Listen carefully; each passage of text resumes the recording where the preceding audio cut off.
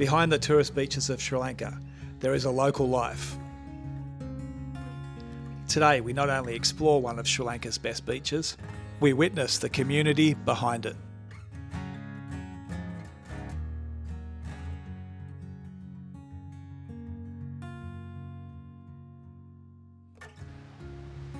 I wasn't sure what I'd find when I got to Trincomalee.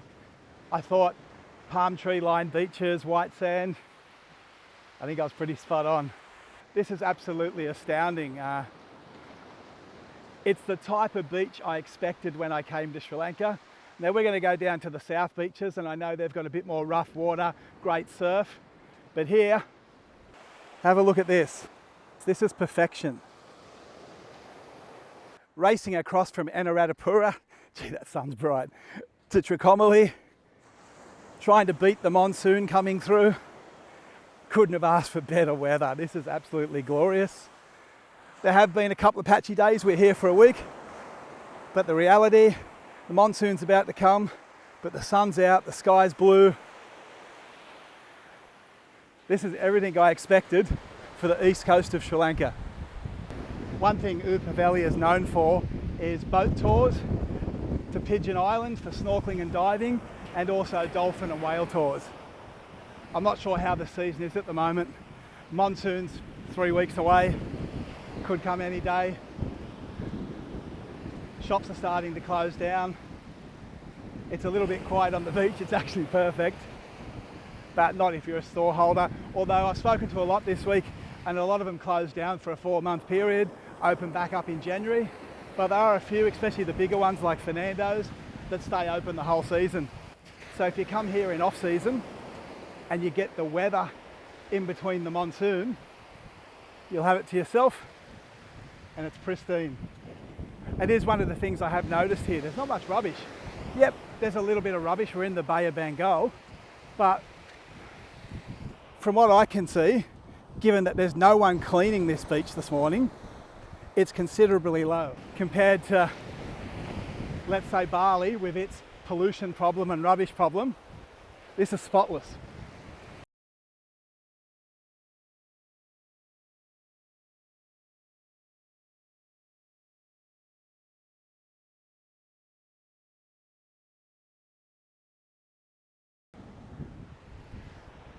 So Fernados behind me, we'll go back in there later around lunchtime.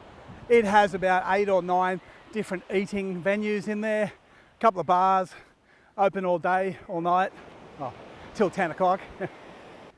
It is on the pricier side of Trincomalee, but it does seem to be where most people hang out. Other than that, a little bit further down, there's also a couple of other beach restaurants, beach cafés. They're a bit cheaper, but don't have that larger area.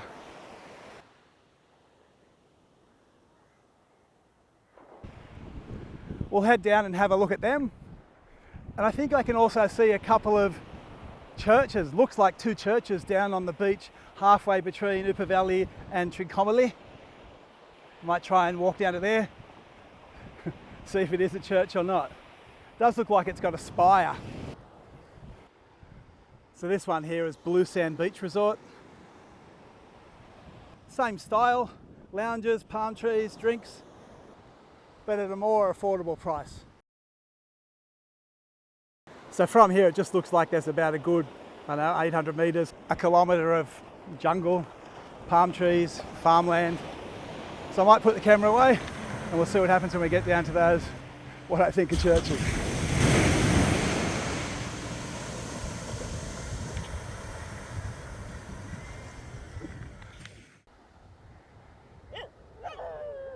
So there is a couple of churches down this end. One thing I have noticed with my new little colleague, we have drawn the ire of just about every other dog on the beach. So, but follow me down, he's gonna have to follow me back now. But there is a number of, there's 2 churches here. But quite colourful churches right on the beach side. I'm gonna go up and have a look, closer look. As I get closer, I'm probably correct in, I think one is a church and the other one is a mosque.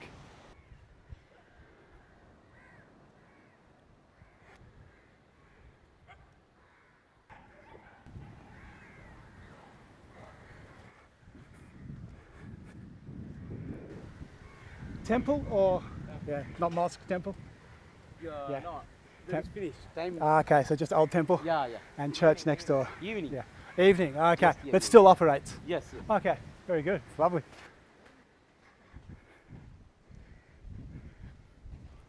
So that was a few kilometres in the sun. It's hot. I can see Trincomalee down there. But I'm going to walk back up the other end, back up to Uppaveli. Uppuveli Beach is on the northern end of Trincomalee. And the thing I notice here is it's a bit quiet. 7 o'clock in the morning, there's not much happening, except for one thing. The fishermen are out. So we've got 8 men here this morning pulling in the catch. So it looks like the process is you start from the water, just keep walking backwards until you get to the coil drop area, and then walk back out to the water and start all over again. I watched this boat go out this morning that took the net out, and I think it's halfway from here to those tankers out on the horizon. This looks like it's going to be a long pull in and probably will take, I reckon, half an hour to an hour to pull this catch in.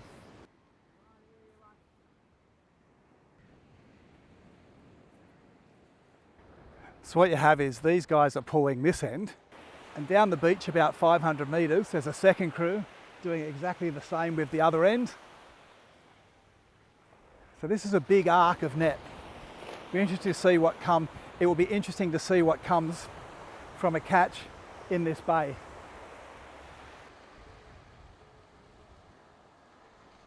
Just while the men are pulling in the fishing net, I thought I'd just have a quick look at what's up this end of Uppaveli Beach. Off season once again, but you've got a couple of beach bars, the beach bar restaurant, and further up you've got Fernados, which seems to be the place where most people go. It has a conglomeration of about 8 or 9 restaurants and a big bar, a little bit of music. We'll have a look at that later. It's more of a daytime, nighttime venue. But you can pretty much see accommodation on the waterfront, the odd restaurant, but it is still pretty undeveloped at the moment.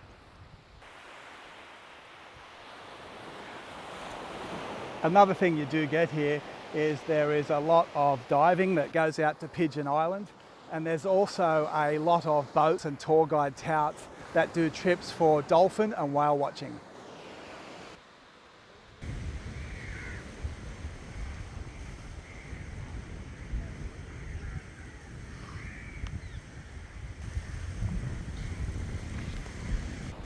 To give a view of how long this takes, these guys have been now pulling this in for an hour and a half, and I'd say they still have probably another kilometre to pull. But it must be getting closer, because I'm pretty sure the birds know when it's time to start circling.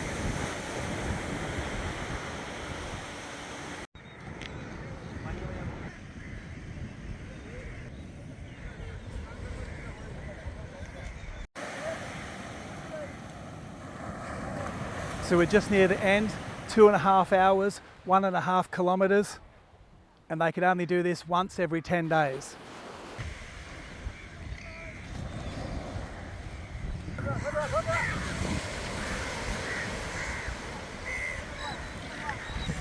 So after 2.5 hours, this is the final result. I suppose this is the anticipation of seeing what the catch is like. Every 10 days, you've probably put a lot into this, and you need it to get you through for that next week.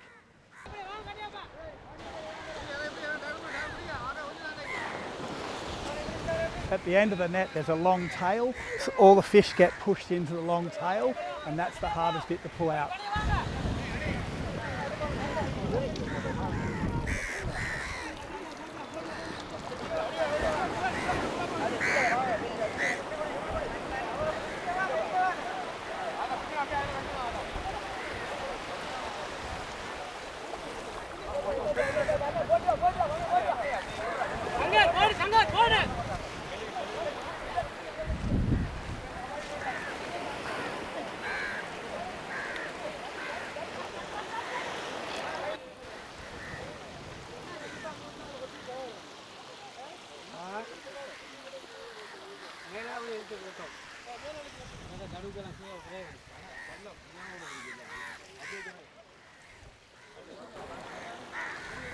So that's the result of 2.5 hours of pulling in the net, 1.5 kilometres of netting.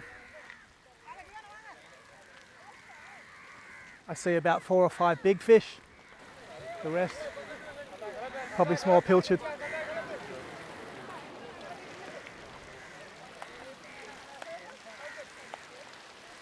Okay, there you have it. That was a diversion I didn't know I'd have this morning. Just those local things you come across. Quite a small catch for the work, but I suppose it's a means to an end. I'm not sure. I get that you've got to do it. I'm coming from my first world perspective. But most of those fish were probably under 5 centimetres. Yeah, give or take 8. You're not going to get much breeding if you keep taking all the small fish. But who am I to comment, really? Uppaveli is a slow starter. If you go for a walk 7 in the morning, 8 in the morning, nothing's open, not many people are up. It's definitely a late starter. As you come into a Lass Garden, Uppaveli, at the end of Trincomalee, you'll come across Mum's Kitchen. We were fortunate enough to have the last meal here before they closed for the season. That was about 2 days ago, and they're shut now until January, until the monsoon's gone. But if you're here anytime past January, check it out. They have one of the best curry buffets you'll find in Trincomalee. Next door is also a Lascar. It's a very good homestay. We know some people that stayed there and they said it was absolutely fantastic. It's for pet lovers. I think the guy that runs it has about 21 cats and a few dogs that he's taken in. So it is a very worthwhile guest house, and apparently above all that, very good.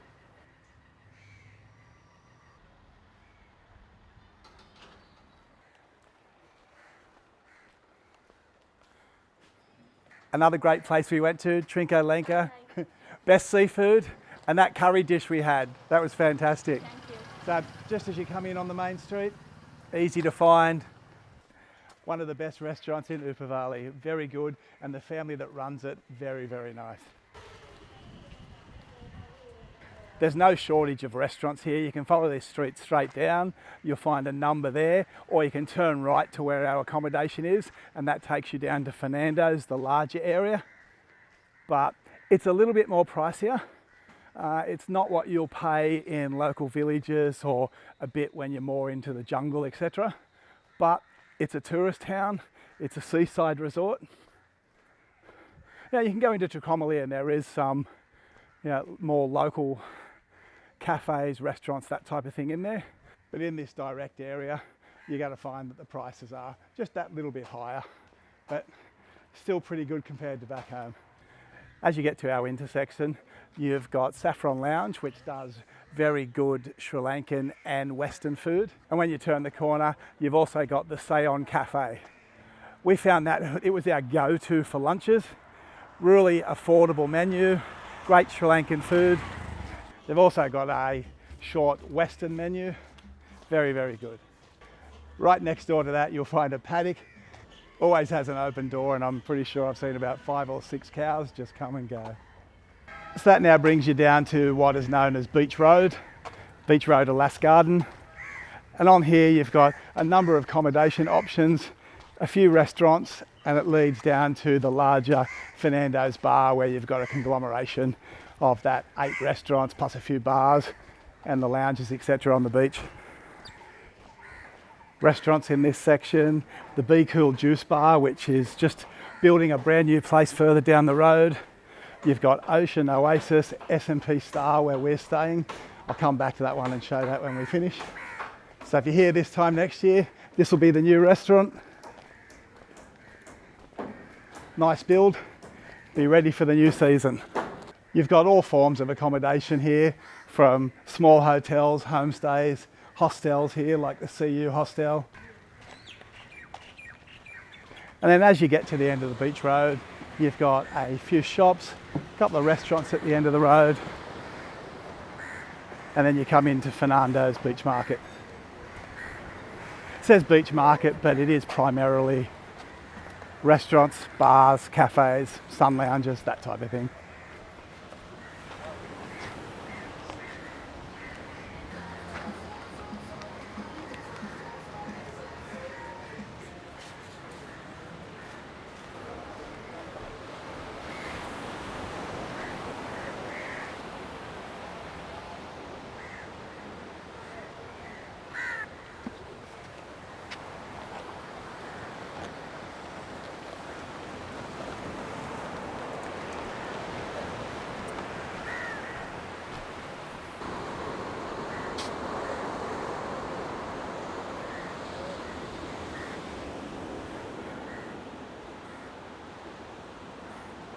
You'll also find right next door to Fernados is the Pigeon Island dolphin and whale watching, snorkeling tours, easy to find, right next door. Hey, yeah.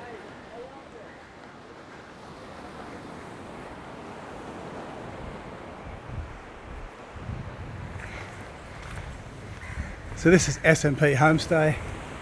This is where we are staying. Has a great place for breakfast in the morning, home cooked every morning. It stands out in the street, it's nice and purple, but it's local. It's got a nice, very friendly, happy family that own and run. This is our room here. And this is our room here. We're in packing stage at the moment, but it's nice. It's just a little double bed. Looks out onto the road and into your normal ensuite bathroom. Nice and affordable, right on the beach. It's about a 2-minute walk to the beach. Well, it's our last night in Trincomalee, or Uppaveli, which we've stayed in more than the other end. We went for a walk today, couldn't get a train. There's only a 7 o'clock one at night or one early in the morning. So we're probably going to do a bus or a tuk-tuk or a car tomorrow. We'll work that out later. Trincomalee itself, it's a nice town, very rustic, very local, but we thought we'd come to Fernados, maybe have a treat, a pizza or something tonight before we start heading down the centre of Sri Lanka, where we may not get that again. So we're going to have a good night and we'll see you in the next episode.